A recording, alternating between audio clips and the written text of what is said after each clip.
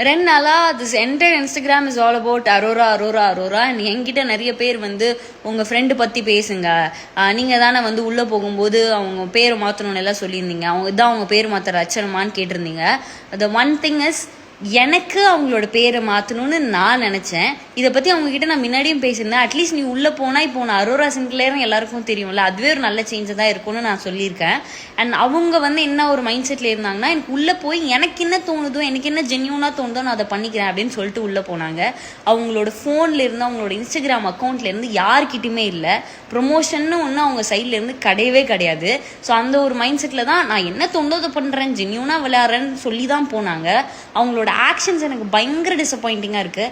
எனக்கு அது புரியவும் இல்லை, எனக்கு பிடிக்கவும் இல்லை. என்னடா நடக்குதுங்கன்ற மாதிரி தான் எனக்கே தோணுது. இதில் நான் பேசுறதுக்கு என்ன இருக்குன்னு எனக்கு சத்தியமாக தெரியல. இப்போ இதுவே அவங்க என் கூட இருந்திருந்தாங்கன்னா, மச்சா இது சரி, இது தப்பு, இது உன் வாழ்க்கைக்கு நல்லா இருக்கும்